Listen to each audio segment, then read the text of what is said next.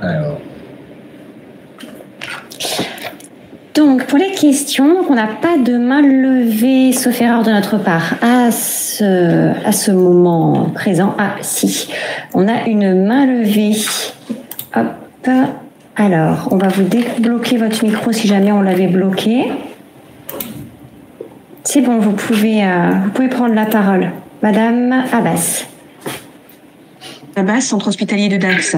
Donc ma question, elle porte sur deux axes. Donc en fait, d'une part, vous disiez qu'on pouvait s'appuyer et faire du report de l'extraction de données pour faciliter le remplissage des fiches, c'est ça?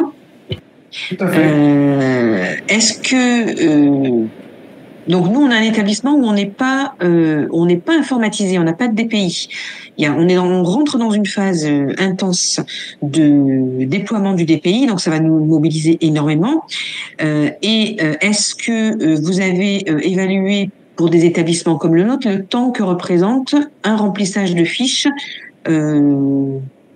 bloc ou patient pour qu'on puisse voir un petit peu ce que ça peut représenter, et est-ce qu'on peut récupérer des données de notre logiciel de bloc ou pas? Enfin voilà, est-ce que vous avez des éclairages là-dessus pour faciliter les choses?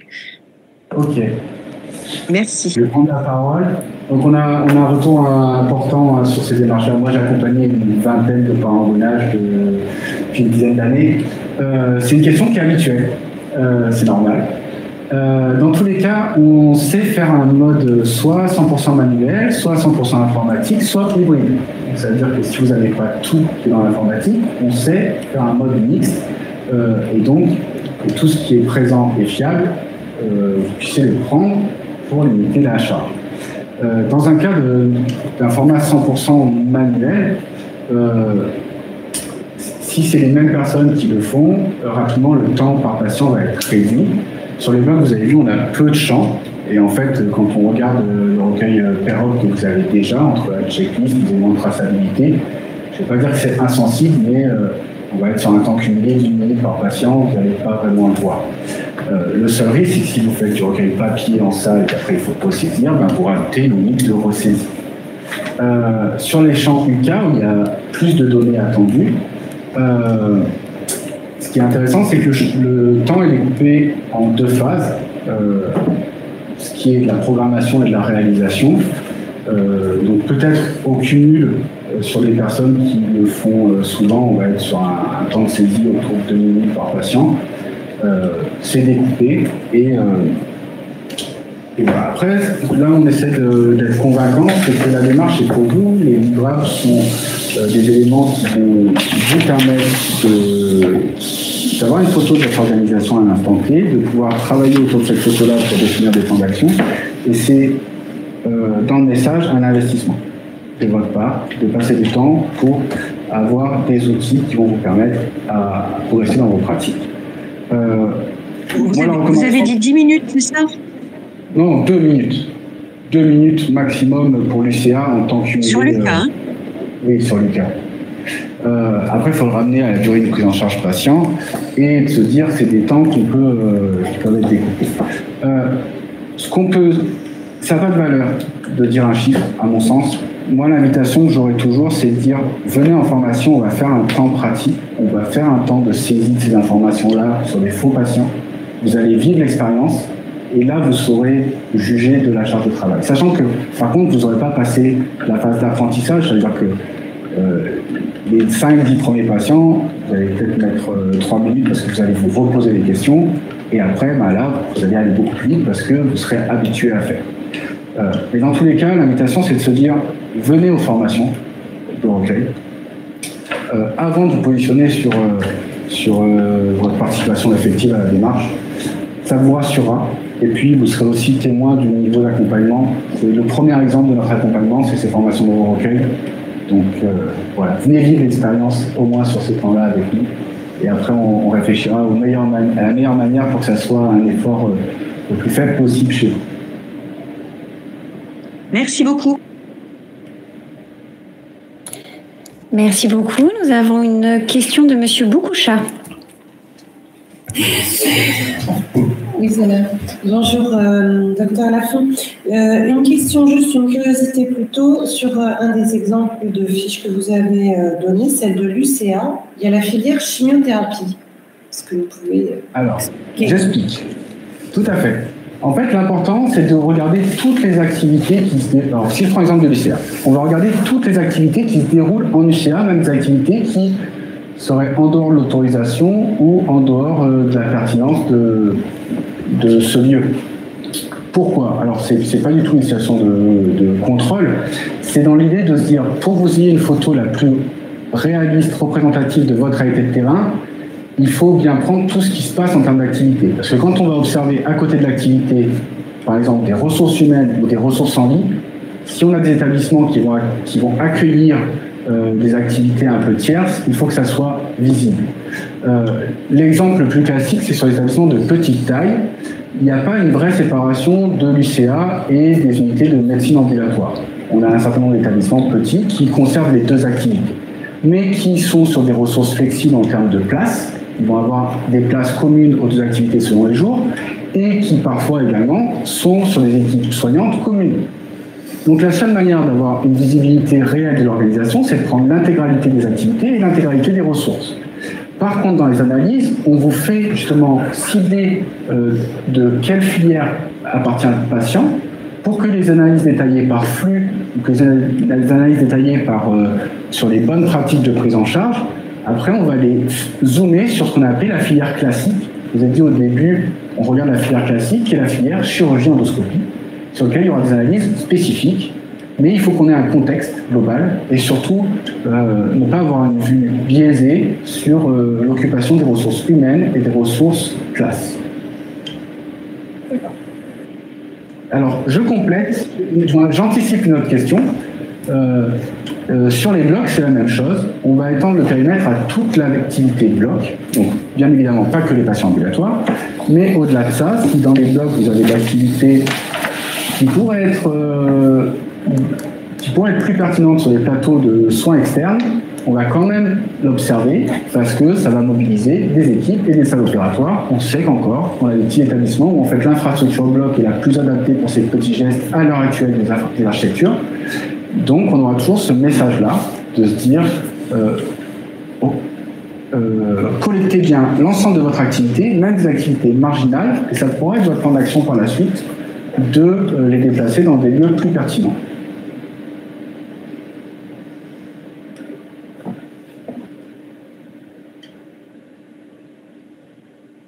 Sophie, est-ce qu'on a d'autres questions? Oui, tout à fait. Donc on a une main levée de Madame Lasserre-Sergent.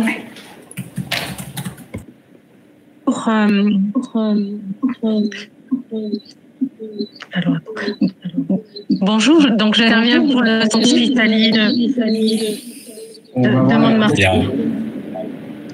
Alors il y a un écho qui est assez portable pour moi. Alors, donc du coup j'interviens pour savoir, parce qu'il y a une salle externe au niveau du centre hospitalier, mais vous venez de répondre à la question. C'était de savoir si jamais il fallait intégrer les activités qui étaient réalisées sur cette salle, où il n'y a que des anesthésies locales qui sont conduites. Voilà, et prises en charge, mais le patient passe par l'ambulatoire également. Merci. Je ne sais pas si vous m'entendez. Oui, on vous entend. Voilà, donc vous avez répondu à ma question de savoir qu'il faut l'intégrer. C'est ça. Il faut être le plus exhaustif possible.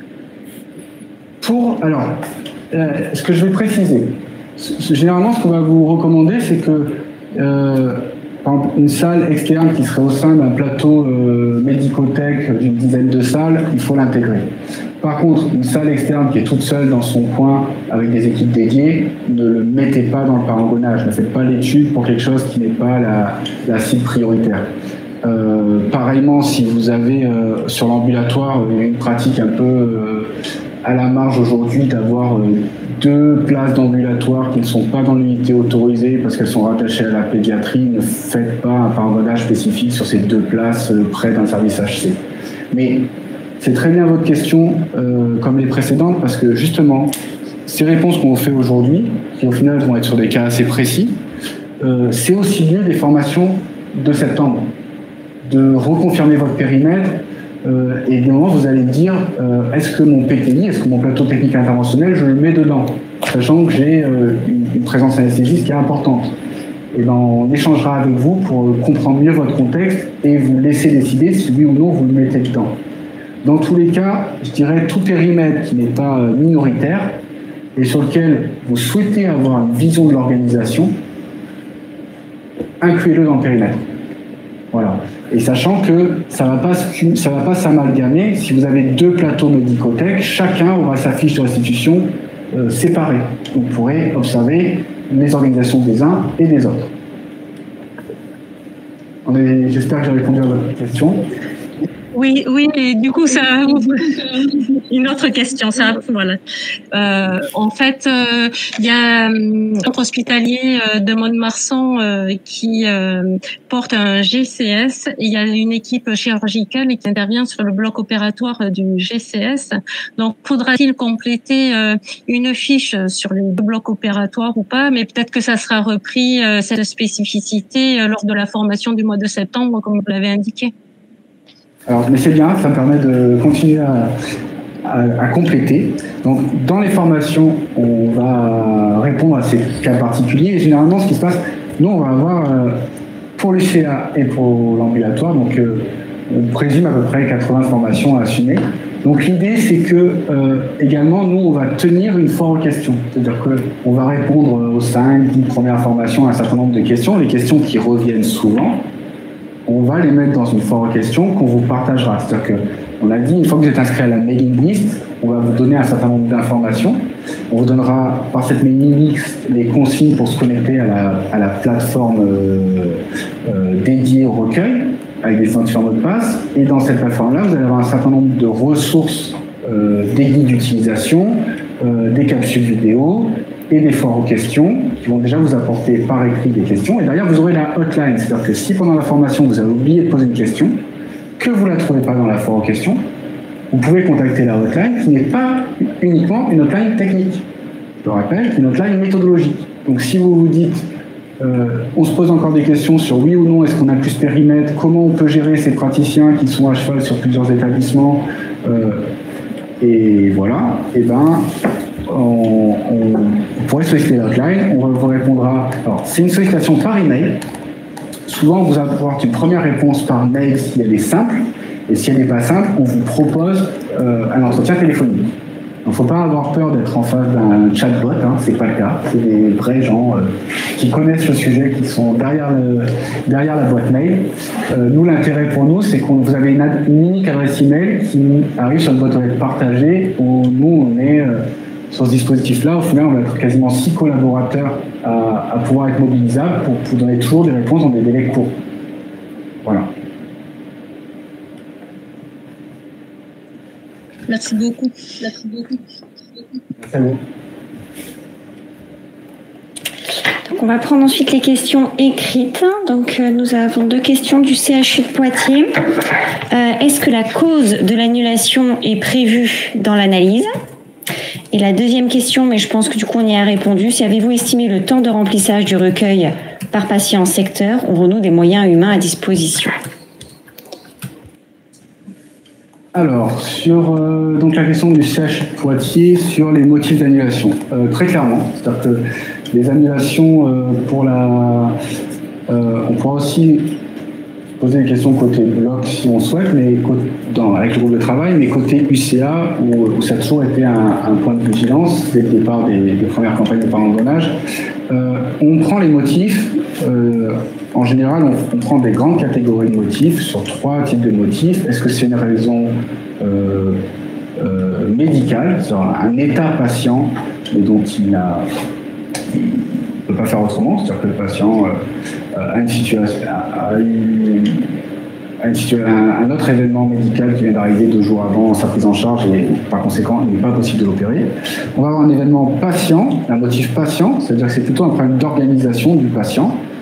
Il a oublié le rendez-vous ou on avait prévu de l'ambulatoire avec une nécessité d'accompagnement pour ce type de prise en charge, et en fait la personne nous dit qu'elle a oublié de prévenir quelqu'un et qu'elle est toute seule, voilà. Ou un motif établissement, donc plutôt organisation établissement, et par exemple de faire le scénario du pire, une absence médicale, l'opérateur qui devait prendre en charge le cas simple est malade et par conséquent on est obligé d'annuler. Voilà, donc c'est cette logique-là, sachant qu'en plus on distingue deux niveaux d'annulation, des annulations qui sont anticipées entre généralement ce qui correspond au staff de bloc, J-7 et J-1, c'est-à-dire qu'en fait ça a été déclaré avant le J-1, donc on a eu un petit peu d'anticipation, et une deuxième catégorie qui permet de dire que ça a été annulé après J-1 et à J0, donc là où ça va être un impact de désorganisation plus fort, on sépare les deux niveaux d'annulation. Tout ça, je le répète, on prendra le temps, 45 minutes de pratique dédiées à chaque équipe UCA et bloc en septembre, donc on aura du temps pour les questions-réponses. Quand on se dit que remplir un formulaire patient, on va prendre 1 à 3 minutes la première fois, on va se mettre dans certaines situations, mais vous aurez vécu l'expérience de tous les formulaires de la plateforme en un quart d'heure, donc on aura bien 30 minutes de questions-réponses dédiées à chacun en septembre. Le CHU de Poitiers a levé la main pour parler, donc j'imagine que c'est pour compléter la question.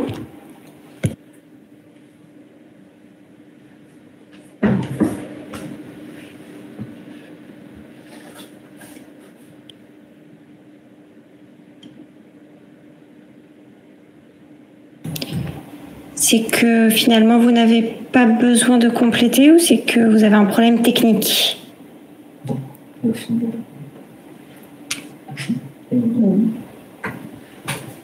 Bon, n'hésitez pas à nous écrire dans le chat si vous avez un problème technique pour prendre la parole. J'en profite sur ce temps technique juste pour vous mettre à l'écran les contacts. Donc c'est la dernière. Oui, c'est bon, merci. Bonjour, Amélie Charvaya, je suis médecin, entre autres, en charge de l'UCA. Je suis un peu inquiète concrètement avec le manque de moyens actuels d'infirmières ou de cadres ou d'encadrement. Comment réussir à faire remplir 800 fiches en un mois avec un temps moyen de 2 minutes si en plus on rajoute les fiches du bloc opératoire sans qu'il y ait de moyens dédiés? Alors j'entends que c'est pas très long, mais comment vous avez prévu l'organisation concrètement? C'est les infirmières qui s'occupent des patients qui font ça du coup pour chaque patient, c'est la cadre de l'unité de chirurgie ambulatoire, c'est la cadre sup qui coordonne l'ensemble du pôle bloc. Comment concrètement vous pensez faire? Je vais répondre. En fait, on va vous accompagner à définir la manière de faire. Le scénario le moins exigeant techniquement, c'est que vous avez pour l'UCA, je fais l'hypothèse du pire, hein, vous n'avez pas de système d'information qui déjà prend un grand nombre d'informations concernées par le recueil, vous n'avez pas de l'informatique disponible à de nombreux endroits, donc on imagine un recueil en 2 temps, donc un recueil où vous allez d'abord remplir un bordereau papier, c'est pour ça que je vous mettais à l'écran l'exemple d'un bordereau papier, donc c'est une page recto qui centralise l'ensemble des informations patient, donc qui se rajoute à votre dossier de prise en charge infirmier aujourd'hui, et c'est majoritairement du temps infirmier pour remplir le bordereau papier en temps réel sur la prise en charge. Donc sur une somme de petits temps masqués, si on veut cumuler les secondes, on arrive à peut-être ces 8 minutes de saisie côté papier. Après, effectivement, il faut rentrer dans une plateforme informatique. Dans le cas où vous avez une saisie papier, après il faut la saisir, et ça, vous allez quasiment retrouver jusqu'à, on peut estimer à 1 minute, voire moins, le temps de ressaisie d'un patient.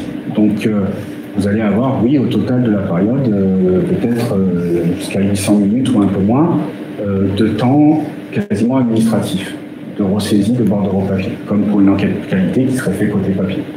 Ça, à définir de votre côté, comment s'organisera ça. L'idée, c'est qu'on puisse en discuter cas par cas dans les temps de formation individuelle, discuter avec vous, est-ce que vous avez une assistante médicale qui est rattachée, est-ce que vous avez un accueil administratif dédié à l'ambulatoire, est-ce que cette ressource-là peut mobiliser sur ça, sachant que si on est dans une saisie papier, pour vous rassurer,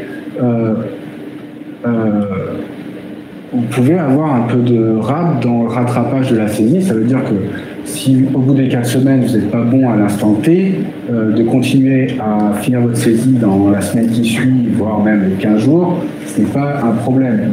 On continuera de mettre à jour vos données et de vous relivrer une fiche une semaine plus tard ou 15 jours plus tard. Voilà. Dans tous les cas, je me répète, venez vivre l'expérience de la formation au recueil, venez simuler le remplissage d'un patient, vous posez des questions autour des champs qu'on vous pose, qu'on vous demande de remplir, et on prendra le temps de discuter des modalités pratiques, mais qui sont toujours liées à un contexte. Voilà. Selon votre niveau d'informatisation, les équipes présentes dans votre UCA, l'informatique disponible dans votre UCA, voilà. Donc, si je résume, en fait, c'est un recueil de données à effectif constant. Alors, on n'a pas quelqu'un dédié, ou pas forcément pour le CHU, mais il n'y a pas comme un attaché de recherche clinique ou un missionné pour nous aider concrètement à faire l'ensemble des recueils. C'est à effectif constant qu'on doit faire cette charge de travail en plus du bloc de l'UCA et du CETI. Alors, ça dépend de votre établissement. Si au niveau de votre pôle, vous avez un attaché administratif qui peut être en partie mobilisé pour vous assister, c'est possible. Ok, merci beaucoup. Merci. Du coup, on va prendre juste une question sur les équipes également, puisque c'est la thématique du moment. Vous parlez d'équipes, mais ont-elles été définies? C'est le CHU de Limoges qui pose la question. Donc, est-ce que les informations qui ont été données suffisent, ou est-ce que vous voulez compléter votre question?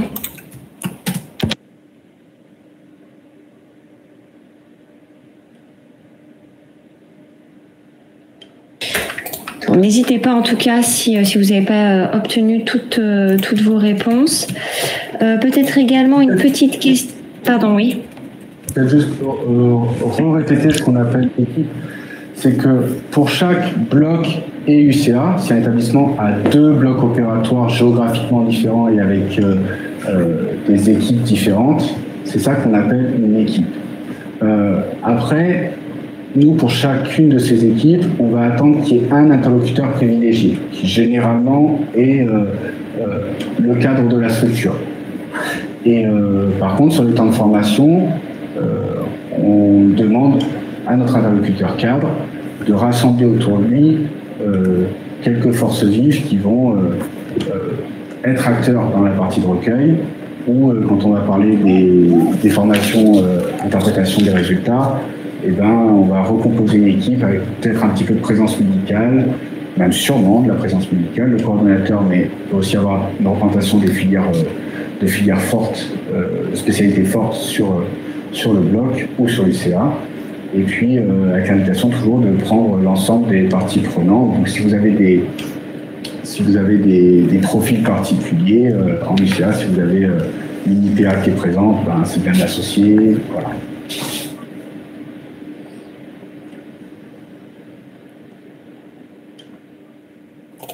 Merci beaucoup. Je partage aussi une question-réponse qu'il y a eu dans le chat, mais du coup, ça peut intéresser d'autres personnes qui n'ont pas forcément accès au chat. Nous disposons de Datamento pour la partie bloc. Serait-il possible de récupérer nos données et de les injecter dans le recueil? Et la réponse est oui. Nous pourrons récupérer les données pour le benchmark bloc, à voir si des informations complémentaires seront attendues à l'issue du groupe de travail. Alors, nous avons CHU de Limoges qui a réagi. disant qu'ils n'ont pas tout à fait compris comment on doit définir ces équipes et si c'est sur le seul personnel du CHU. Donc la réponse est oui, c'est sur le seul personnel du CHU. Après, sur le dimensionnement de l'équipe, peut-être Francis, si vous avez, vous avez déjà un petit peu brossé, mais si vous voulez rappeler synthétiquement. Côté formation, ça va vraiment être de l'encadrement. Alors sur des gros blogs, vous pouvez avoir plusieurs cadres présents. Sur les formations, moi je vous invite à ce que l'ensemble des cadres, si vous avez 2 ou 3 cadres sur un bloc de plus de 20 salles qui viennent aux formations, et d'avoir, généralement la consigne c'est un représentant par métier, pour qu'après vous puissiez cascader les éléments de la formation, mais au moins que on est chaque métier représenté. Donc ça veut dire une IBOD, une IAD et une IDE de SSPI si jamais c'est un personnel externe.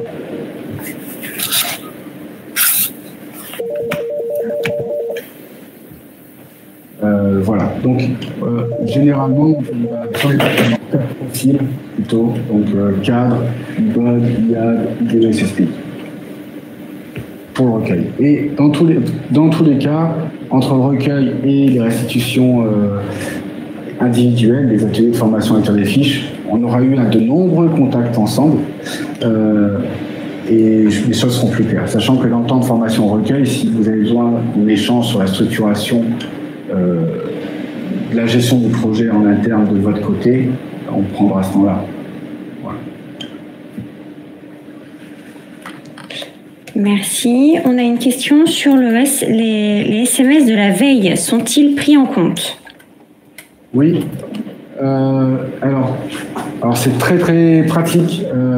On va en faire une de questions comme ça pour l'exemple, mais c'est des choses qu'on répondra en formation.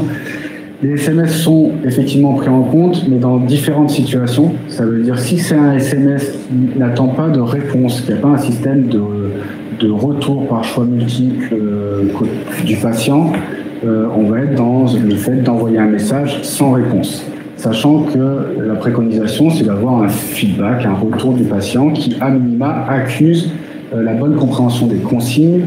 Et des fois, on va sur des systèmes plus complexes qui, justement, ce n'est pas juste un oui-non, c'est de demander de répéter les consignes, des choses comme ça, pour s'assurer que le patient a bien tout compris. Donc ça, on le verra en détail dans la formation. Globalement, sur l'ensemble des champs de recueil, c'est un travail de clarification qui est fait pendant la formation au recueil, de se dire ces situations-là, comment elles sont, comment on les rentre dans les cases qu'on nous a proposés. Par exemple, sur la visite médicale à la sortie, on a eu dans la dernière campagne en Hauts-de-France des situations où en fait on avait de la téléconsultation en interne, si vous voulez. Ça veut dire que le médecin chirurgien de salle ne revenait pas en UCA voir le patient. Il avait validé un protocole Chung en amont. Le score de Chung était fait, mais par contre il souhaitait une visite, il souhaitait un échange avec son patient, et il y avait un temps de visio en fin de séjour du patient en UCA, et on a défini comment renseigner ça dans les cases à cocher.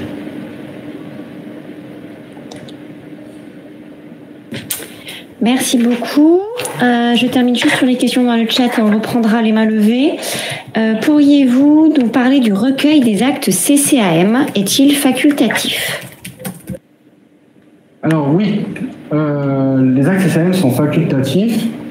Par contre, si vous ne renseignez pas les actes CCAM, vous n'aurez pas d'analyse par acte. Et vous ne serez pas présent dans l'échantillon régional des analyses par acte. Voilà. Sachant que typiquement sur l'UCA, d'avoir une compréhension fine sur les actes, sur des schémas cliniques, si vous voulez, c'est une approche qui est très bien dans la conduite d'action d'amélioration. Donc, nous, on vous encourage à le faire, et justement, on a une formation auprès des DIN et des services informatiques pour que le recueil des actes soit un export de vos systèmes d'information, et ne soit en aucun cas un effort pour vos équipes terrain. Merci beaucoup. Dernière question dans le chat. Pour le bloc, le recueil se fait-il H24 et 7 jours sur 7? Alors oui, toutes les activités sont à collecter. Par contre, c'est possible de ne pas forcément être temps réel. Tout dépend des modalités informatiques que vous avez en place actuellement. Mais ça, on reverra au cas par cas. Sur les blocs, on a un niveau d'informatisation qui généralement est beaucoup plus fort que sur la chirurgie ambulatoire, en termes de parcours et de l'ensemble des éléments qu'on collecte, mais qui est quand même assez variable d'un établissement à l'autre.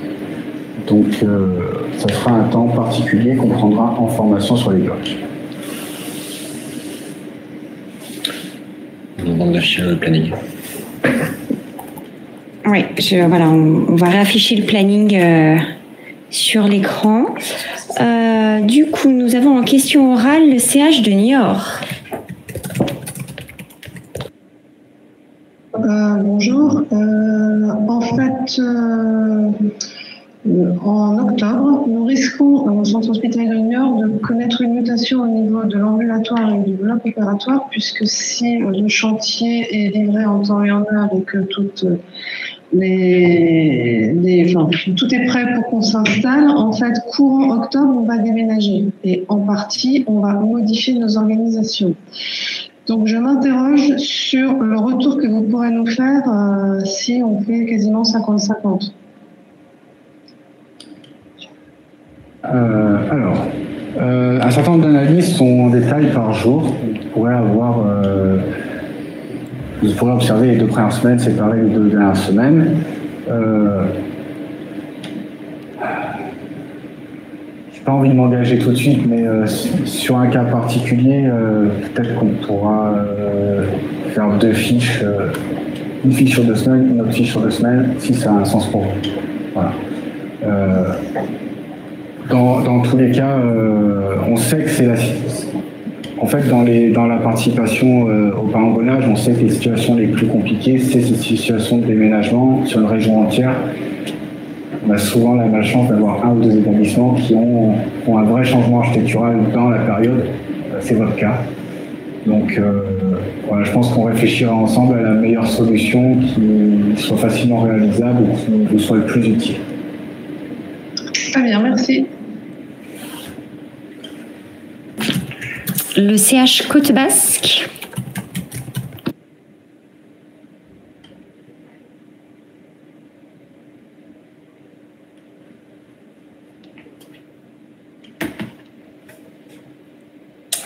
Alors, votre micro a l'air ouvert, mais on ne vous entend pas.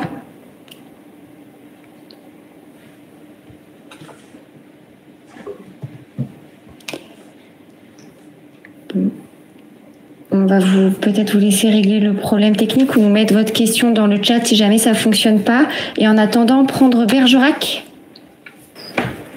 Oui, bonjour. On a une question d'opportunité. Nos endoscopies partent en hôpital de jour médical. C'est une organisation interne et pas en unité chirurgicale ambulatoire. Alors on se demande, ce serait dommage de se priver de cette activité, de l'étude sur cette activité. Pour autant, généraliser l'enquête sur les 2 secteurs ambulatoires, médecine et chirurgie, nous paraît très important. Je ne sais pas si vous avez déjà eu le cas. Oui, on le verra en formation. Il faut qu'on discute de beaucoup d'éléments de contexte pour décider avec vous. Et venez en formation au recueil, on prendra le temps d'en discuter. Ok, merci. Alors, on retente Côte Basque. Oui, bonjour, est-ce que vous m'entendez? Oui, parfaitement. Oui. Parfaitement. Ah, très bien. Donc, Bénédicte Dubroca, je suis, moi, partie DIM au niveau du centre hospitalier de la Côte Basque. On a déjà participé au précédent recueil. Et là, on avait une question, parce qu'au niveau Chirambu, on n'est pas informatisé. Donc, si on s'engageait sur un recueil 100% fiche papier, est-ce que votre plateforme donne la possibilité de faire de la saisie optique de ces fiches papier? Wow, non. J'ai compris la question. On n'a pas d'OCR. Voilà. Donc, ça veut dire un recueil papier, un recueil dans la plateforme, notre opérateur qui irait saisir. Oui, après, si vous avez une solution, si vous avez des solutions d'enquête avec un OCR, vous pouvez peut-être le faire tourner, extraire les données et les réimporter côté plateforme web. Mais non, il n'y a pas de solution de scan OCR. Le papier est à ressaisir à la main. D'accord. Voilà. Merci.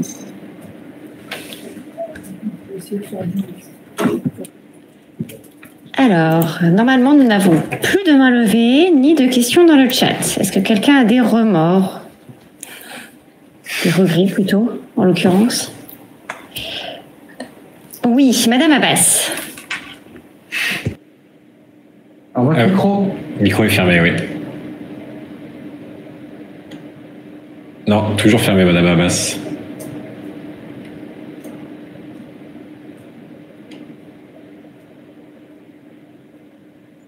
Est-ce que vous m'entendez? Là, oui. Oui. Voilà. Donc, là, juste pour être bien clair, donc on a une fiche patient qui suit le patient de l'UCA jusqu'au bloc, jusqu'au retour du cas, c'est ça? Et qui est gérée par les équipes à un moment donné de l'UCA, à un moment donné du bloc, et elle retourne à l'UCA, donc c'est renseigné par les différentes équipes tout au long de la prise en charge. Et on a un autre parcours où tous les autres patients qui vont au bloc opératoire ont saisi une fiche de prise en charge au bloc opératoire pour les autres patients. J'ai bien compris? Alors, pas exactement. En fait, sur la partie UCA, du fait que vous allez avoir à la fois un recueil bloc d'un côté et un recueil UCA de l'autre, la partie UCA va être que les informations qui ont lieu en UCA. Après, si c'est plus simple pour en fait, il y a deux fiches, pardon. Oui, c'est vrai, vous l'avez montré. Si c'est plus simple pour vous que la fiche reste dans la pochette patient, et même si elle n'est pas renseignée lors du passage au bloc, mais elle reste collée au patient, il se promènera avec au bloc, ou sinon, la fiche reste en UCA. D'accord. Voilà. Et donc, sur les autres patients pris en charge au bloc opératoire, puisque vous aviez dit que ça concernait l'ensemble des prises en charge, c'est ça? Donc, il y a une saisie qui se fait pour les autres patients pris en charge au bloc. Voilà, il y aura une fiche, le petit bordereau qui était en vert sur l'image précédente, là. Voilà, ça c'était l'exemple d'une fiche bloc opératoire, papier. Voilà, donc c'est un document qui va être spécifique pour le bloc opératoire. Voilà, un papier par papier. Après, c'est sur la formation, en fait, où ça me gêne un peu, parce que une IBOD, une IAD, elles seront pas là en continu, puisque les prises en charge, elles sont sur des plages d'évacuation qui courent sur des amplitudes larges.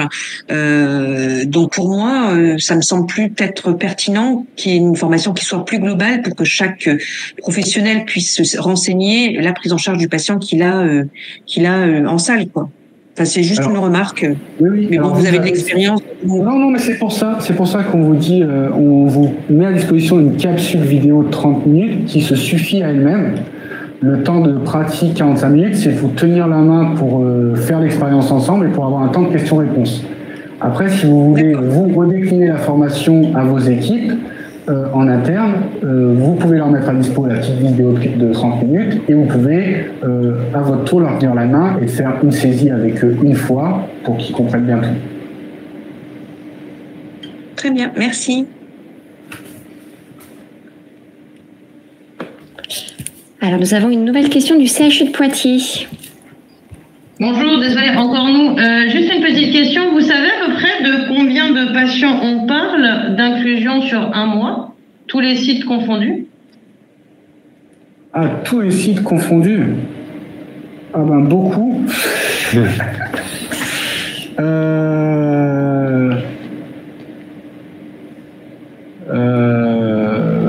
Plus de 100 000.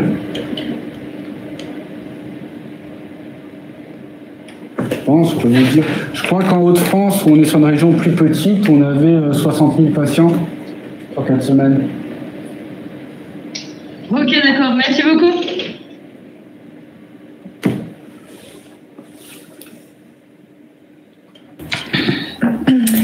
Alors, normalement, tout le monde a pu poser ça ou ces questions. Donc sur la suite, juste pour reboucler sur la suite des événements.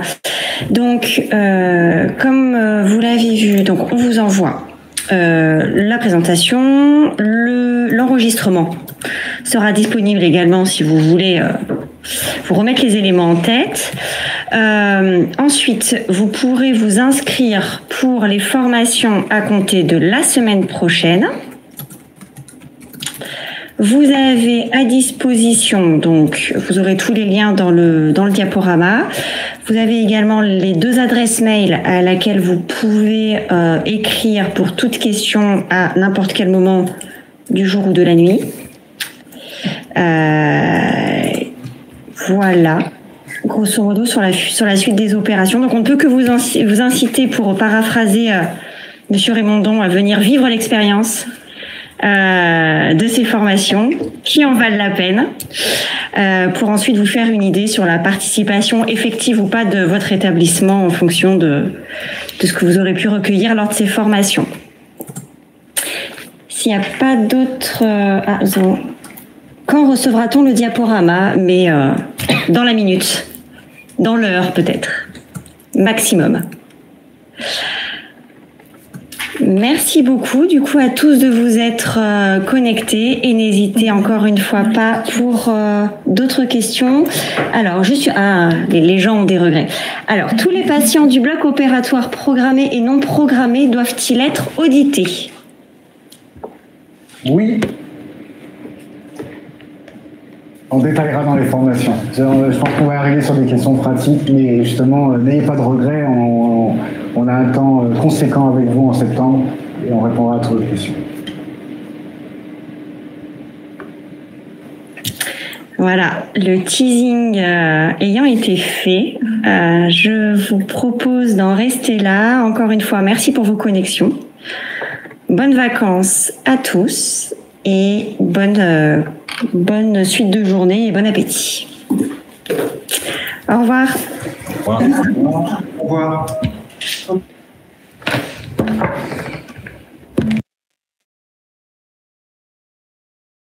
Merci